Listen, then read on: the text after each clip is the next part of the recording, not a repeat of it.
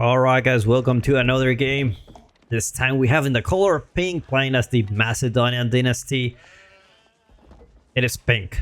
This one is that's the only thing I know, and this one I have no idea. No idea. I need to get on with the program again, just to catch up with my new Chinese words that I was learning. I already could know like 700, like around 1000 something more to be, to be pretty okay at that. In the color yellow, we have Lock playing as the Abbasid Dynasty, one of the few top-rated players that actually plays Abbasid on the high level, and I actually saw him against Demu the other day, and he played the Golden Horde. Lock played the Abbasid Dynasty, and yeah, I mean, Demu's a really good player. He's like a top 8 player. Top 8? Not really. Maybe top 16 at least. But he managed to take on Demu, and it was very surprising. Lock, a star on Ascension here. Meanwhile, let's take a look at what the Macedonian Dynasty is doing. Now, there has been a thing on... I don't know, recently I've been playing a lot of team games. It's just to chill, to relax. It's very fun. The dynamics are, you know, not perfectly balanced like in 1v1. I mean, 1v1 is not perfectly balanced, but you get my point. Like, a lot of random things can happen, and that's very fun. Like, and a lot of Macedonian Dynasty players, they are doing for a kind of like a cheese build, like where they go for the Varangian guards spam, and they just non-stop Varangian guard spam. And it actually caught a lot of guys off guard. Very, very hard to deal with. But, you know, we will see. We will see. Finally, the frame rates are back. Yeah, finally the frame rates are back. Like, I was very scared that they actually don't put an update for this, but for performance issues, looks like they're pretty fast on that. For balance things, not so much, unfortunately, but you know, it is what we have. We have the Imperial Hippodrome coming for pink, so he's not gonna be able to get that 30% extra gathering rate around these bushes, and you know, you can actually put it here because they don't really get bonuses from, if you think about it, but maybe that's too far, and eventually you want to put it next to the wood so you can put farms around it and everything, pretty much like the Akan Chapel, you know. But yeah, we're not gonna see that. We're gonna see Eco Wing coming from Lock, the best wing so far, like hands down the best wing the Abbasid can actually go. Like, it is absolute, like, there's not much value from the military wing, I feel. There's not much value, like, and you need to play way more defensively because you are not the one with the initiative. So, Eco Wing seems so far one of the best wings. Not only that, but as soon as you win a battle or something, you can get another TC. Like, you can go for a third TC if you want it super fast, super cheap. Like, you're saving so much resources with this. It's like 30% off. You can get the third TC super fast as long as you feel like confident, like you're not gonna die or anything. Echoing always there to give you an extra TC. Always feels good as Abbasid. Varangian Arsenal coming. We have some silver here, and we're about to see what are gonna be the upgrades for pink. Hold on a minute, my volume is a little bit high here. There you go. We're gonna see the first horseman going right here. I don't feel like there is any potential threat for Lock. He already mined the stone right away. Very nice scouting. I don't know if he actually read that, but as soon as he thought, okay, horseman is coming, let's actually get the stone out of the way as soon as possible, and now we're gonna go to the wood. So possible TCs. Like, obviously here is a very good spot, protects the wood line, protects the gold. On the back, not really, is too far, the horseman is already out, so That's the thing when you played with the economic wing, you really need to constrain yourself for where you put the TC. Because if you're too greedy, like obviously opponent is gonna block you from building that TC there, and it's just gonna be disaster, you know. But it's gonna be here next to the wood line. Semi-protecting the gold, not really, but kind of. Kind of protecting the gold, but most importantly the wood line, because you will need a lot of units. It's far ping going up for the deer. I just spamming horsemen. He's gonna be trying to find some damage. He's not gonna be able to. Look, already on the berries. Probably he will have to pull back from those anytime soon. There you go. And he's gonna go for the barracks.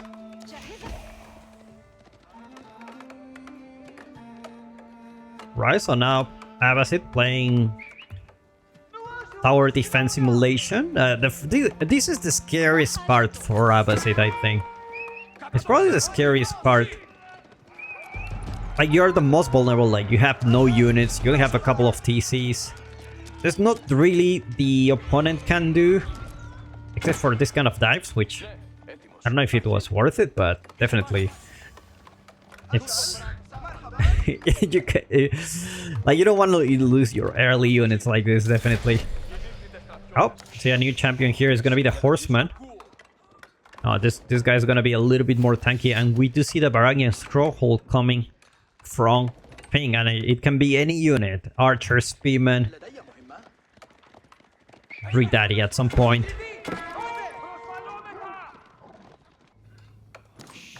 And obviously the early Varangian Guard. We're gonna see the early Varangian Guards already there. A lot of people have been playing like this recently. And the problem with doing this strategy against Abbasid is that Abbasid has camels. I don't know if Lock knows this information. Let's take a look at Lock's point of view. So, obviously, he haven't scouted the Varangian Stronghold yet, apparently. Obviously, we don't have the exact information, but we just guess because he just came from here. And you're gonna see 3 on gold. It's like, alright. This guy wanna fight. Lock gonna keep making units according to that response. Meanwhile, Pink gonna be chasing that horseman. It's always nice to get a stable just to harass the opponent. Even though you're playing defensively, it's always nice to send a horseman. I feel like this is a big bait here.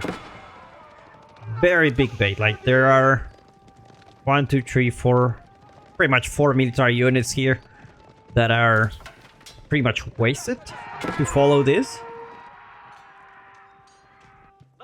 And that's the beauty of having the stable here. Even though you're playing defensively, looks like Lock knows about the Varangian Guards, and he's gonna start making archer ranges. Definitely for those camels. Those camels will melt these guys. Now, these guys already have like +1. You can already see here. 500 silver. Sorry, okay, olive olive oil. So, we're gonna... Oh, there we go. Armor for cavalry is coming soon. But you can get +2 range armor for these guys pretty early on, which makes it really scary. You have like +2 range armor on this, on the Varangian Guards. You should be having plenty of good times. And Lock so far doing a good job at not losing any villager. I don't know if there's textiles there. Not textiles yet. It's one of those techs that get forgotten by everyone. Even the pros, the gold players, the platinum, they all kind of agree like, nah, I trust my skills. I'm not gonna lose villagers. Extra 25 health for each villager is huge when you're playing defensively, but somehow we all underestimate this tech. Varangian Guards are going deep dive into the base. It's like horsemen already here chilling. And the camels already arrive, and these guys have 11 damage +1 range attack coming for Lock soon. And I feel like there's nothing you can do with the man at arms against camel archers. There's really nothing you can do. I mean, probably Pink is thinking, you know, let's have some idle time. Like, he's also losing a lot of valuable units that he could be using for taking down this TC. Because that's the main objective, you know?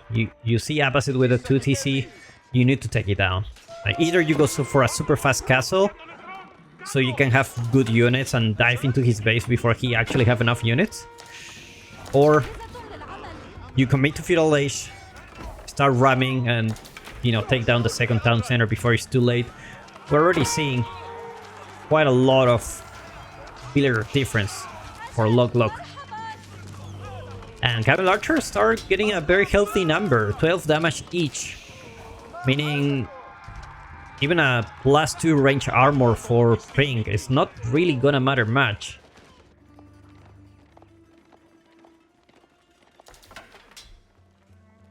Hyperdrum Gridari already here. 31 damage. Jesus Christ. What were the devs thinking? Meanwhile, Lok is gonna go there for the berries. Cancels the meal. Just in case the opponent sees the deer disappearing, he will know he's there. Big break coming for this. These players are super good.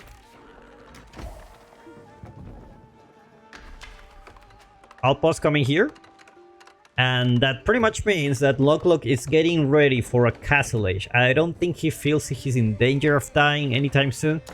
But he's gonna keep producing units. Let's take a look at the income per minute. Not enough units for Pink. If he didn't lose his initial units just like that, probably he will have a chance now. But now this looks like Varangian guards just gonna cut it. Oh, +2 range armor, million range armor coming for cavalry units. Oh, first villager of the game that Lok loses, and he has the army around here, so he's not gonna lose anybody here. It's very hard to wall this. Oh, Lok already there with the raid. And he's definitely trying, slow but steady, going for that age up. Just needs to make sure he makes enough units to not die, because one of the mistakes a lot of Abbasid players do is that they underestimate how much army the opponent can have, and they go to castle without units and then they die. It's a fine art to know when to stop, you know, when to age up or whatnot. But with Abbasid, the economy starts to compound very nicely, and you know, eventually you have so much economy that you can just keep making units. You know, cheap units, not archers, but not camel archers, but cheap units, at least like archers or spearmen, and eventually you will hit the age up button anyway. You already see Lok almost there with the age up. Meanwhile, Pink will try to do some damage, but the army is already here. No outpost, just pretty much chilling with the army. Military wing coming soon. And Pink is nowhere nearby aging up. There's quite a lot of camels. 9 camels here. That's a lot of damage. That's a lot of damage per second. That's like 12 multiplied by 9. I mean, let me take a look. I don't know, like 98? No, 100 something? 108? Something like that? It's like 100 damage every time they shoot. That's huge. That's huge. And they can kite. So it's super good unit. Overall, very good in most scenarios. Oh, you gotta be careful not to lose the horseman here. And Lok looking really healthy so far. Pink, he sees the age up. He's probably gonna stop producing units and try to go for an age up himself. You have a beautiful space for a Golden Horn Tower here to defend the front line. The rest is already wall for him. And the outpost potentially going down. Look there with the spearman. Takes the villagers out. Very nice work for Lock. He haven't lost any villager. Only one villager lost so far. And he doesn't even have textiles. I wonder if the health of these villagers... Yeah, so some of them are like very low health, but not really that critical. This is like a very nice job defending. Because if someone attacks you like this, it can happen that instead of 79 villagers, you have like 60. And that's where things don't go really well in your favor. Look, already there in the castle age, but not enough. Not enough gold to get any single upgrade. But even without the upgrades, this is definitely a fight he can win. Look at the army value here. We have 2,000 against 4,000 army value. Just the camels alone, they are just so expensive unit. Obviously, easy come, easy goes. You don't want to lose them. They are easy to kill, like especially with archers. Or if you look at the other side of the screen, there's some spearmen here, and then the archers start going down. Also horsemen, they do pretty well against them. You see Pink coming for the age up now. It's gonna be the Golden Horn Tower protecting especially the front of the base. It's unlikely that he doesn't have the extra 30% gathering rate for the food around here, because he went for the Hyperdrum. And probably it wasn't too much value from the Hyperdrum. It was a bit of idle time, but not really a lot of damage. You can tell that destroy value for Pink is not that high compared to Lock.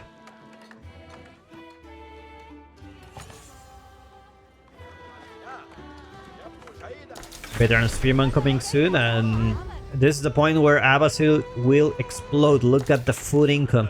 How many villagers here? 30, 23, am I crazy? Should be more at this point, but anyway. That's gonna be a huge explosion of... Gonna see a lot of units coming at your base. If you ever play against Abbasid, it's really annoying. It feels like they don't bite, you know? Especially the first 10 minutes of the game. They feel like, you know, defensiveless. But if they get to this point, it's like extremely scary. Extremely scary. You can see more camel archers coming. There's a big wall right here. It's like, you know what? Let's just wall like this. It doesn't matter. A couple of horsemen try to go for a raid. Doesn't find anything. Look, only losing one villager this game. It's very surprising. Very surprising. He's fighting under the Golden Horn Tower. He decides maybe this is not a... It's probably not the best idea. It's actually crazy damage. Crazy damage. Like 30 for each hit is... It is a lot. It is a lot. I think a lot of people love this landmarks like crazy. And not only that, it produces crossbowman, so...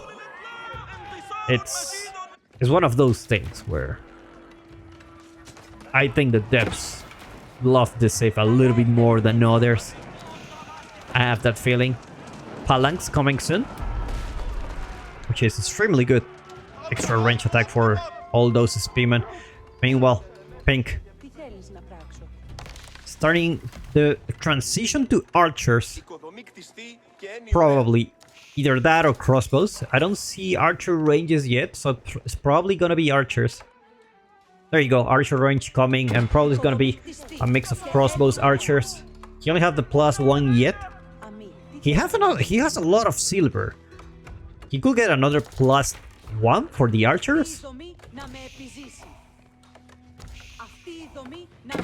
Melee units actually have plus... What? No, it's only +2. For a moment I thought like he already had the tier 3 upgrade.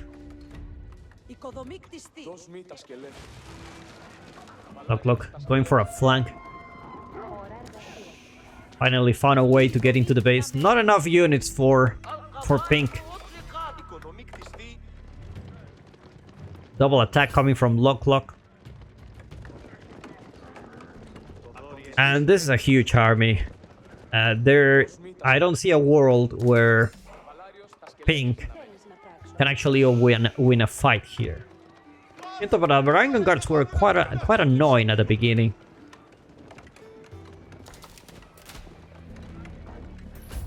It's like, look, it's gonna go for it now. Keep in mind, pink has a second TC. It's not gonna pay off super soon, but look has a timer. Like, this is the time where Abbasid really shines. Like, it really shines. It's super good. But if you don't really manage to take down the opponent after this, it's gonna get really hard for you. And that's a lot of camel archers here. I feel even only the camels can win this fight. Only the camels alone. And more units coming. Gulam's on the way as well. And this is a huge fight.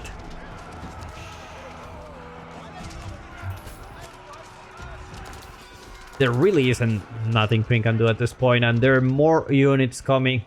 Let's take a look at how many. 8 barracks, 3 archer ranges.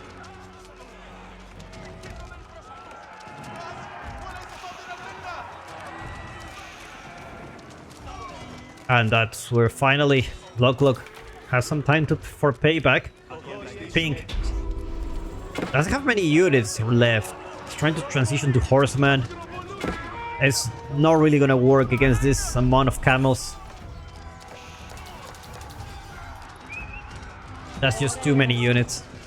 There's also relics being gathered. Already 3 in the favor of Lock. 1 more coming.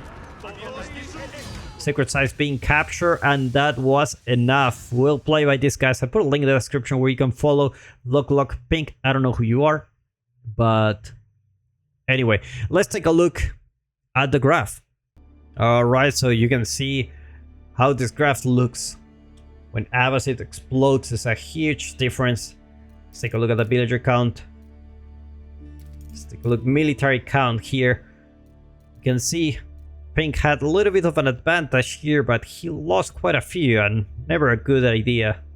Never a good situation when you have the same military units as Abbasid at this point. Let's take a look at the resource gather after the castle age explosion right here.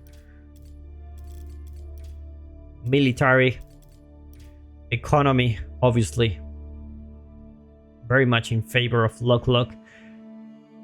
Thank you so much for watching, guys. If you enjoyed this video, don't forget to give me a like, subscribe, and I will see you in the next one.